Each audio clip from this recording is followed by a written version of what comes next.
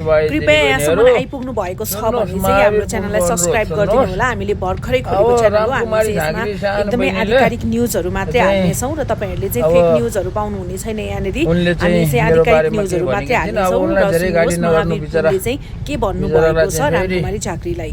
चाहिँ अब तनाव होला, उनलाई चाहिँ माफ गर्नु, केही नभन्नु उनलाई। उनी जानिनन् त, अब भनिन्, अब बोल्नुपर्ने कुरा के हो कसो हो भन्ने कुरा नजानेपछि बोलिन्, जानिनन्। त्यसैले उनलाई चाहिँ कसैले गाली नगर्नु होला बिचरालाई। अब उनले भनेको कुरा पनि ठिकै हो क्या, म बेकुफै हो क्या। बेकुफ नभएको भए कहाँ यसरी चाहिँ नेपालमा चाहिँ आएर डुल्थे त नि। अब अहिलेसम्म जागिर गरेको छैन, यत्रो अमेरिका पढेको मान्छे, जागिर नगर्नु मान्छे बेकुफ नगरेर के हुन्छ त। अनि केही व्यापार व्यवसाय गर्न जान्दैन यो बेकुफले।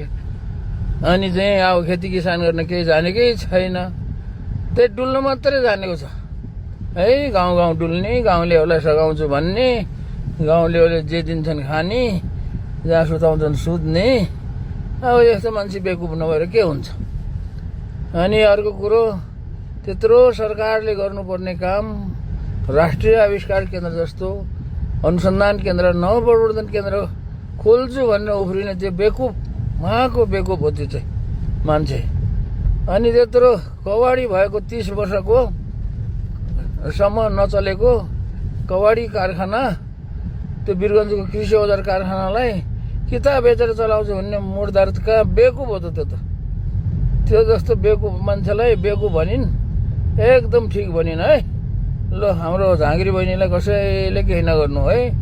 अब हुँदा हुँदा त अब ल केही राजनीतिको र पनि नजान्ने मान्छे उहाँ सांसद भएर चुनाव उठेर सांसद हुन्छु भनेर उठाएको छ। यो यस्तो बेकुफ मान्छे पनि के अरे, यस्तो मान्छेलाई बेकुफ नभनेर के भन्ने त, एकदम ठिक भनेकी छिन् है। उहाँ त धेरै जान्ने सुन्ने जत्रो विद्वान बहिनी हुन् नि त। म जस्तो बेकुफ कहाँ छिन् र। ल है साथी, कसैले गाली नगर्नु होला। ल धन्यवाद छ।